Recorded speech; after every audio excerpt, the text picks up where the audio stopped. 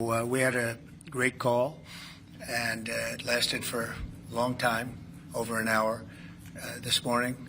I also had with President Zelensky a very good call after that. And I think we're on the way to getting peace. I think President Putin wants peace, and President Zelensky wants peace, and I want peace. I just want to see people stop getting killed.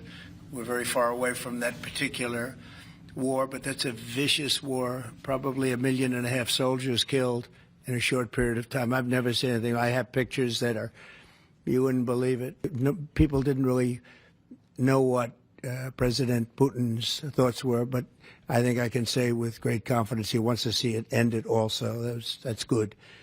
And we're going to work toward getting it ended and as fast as possible. And we're going to be meeting actually tomorrow. They're meeting in Munich, as you know, and we're going to have some other meetings, and I'll be dealing with President Putin largely on the phone, and we ultimately expect to meet. In fact, we expect that he'll come here and I'll go there, and we're going to meet also probably in Saudi Arabia the first time. We'll meet in Saudi Arabia, see if we can get something done. We think we're going to probably meet in Saudi Arabia the first meeting.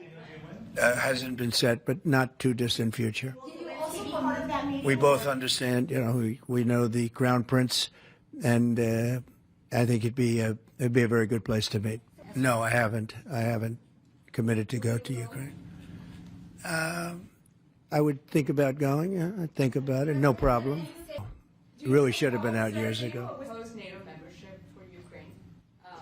I don't think it's practical to have it, personally. I know that a new Secretary of Defense, who's excellent, Pete, made a statement today saying that he thinks it's unlikely or impractical. I think probably that's true. I think long before President Putin, they said there's no way they'd allow that. This has been going on for many, many years. They've been saying that for a long time, that Ukraine cannot go into NATO. And I'm okay with that. I just want the war, whether they are or they're not. But it certainly would seem to be that most people have said that is something that's not going to happen. Are you freezing out President Zelensky of this process a bit? Isn't there a danger of that? No, I don't think so, as long as he's there. But, at some point you're going to have elections, too. You're going to have an election. Do you view Ukraine as an equal member of this peace process? It's an interesting question. I think they have to make peace. Their people are being killed, and I think they have to make peace.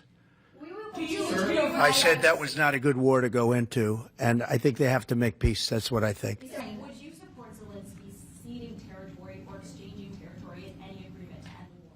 Well, he's going to have to do what he has to do, but, his poll numbers aren't particularly great, to put it mildly. He's got a country where, it's been savaged and attacked.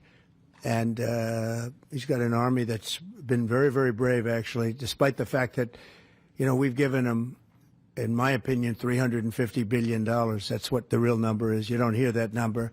And Europe has given, in my opinion, $100 billion.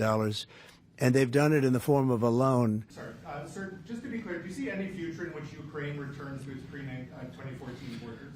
Well, I think Pete said today that that's unlikely, right? It certainly would seem to be unlikely. They took a lot of land, and they fought for that land, and they lost a lot of soldiers. But it would just seem to me, and I'm not making an opinion on it, but I've read a lot on it, and a lot of people think that that's unlikely. Some of it will come back. I think some of it will come back. Yeah, some of that land will come back.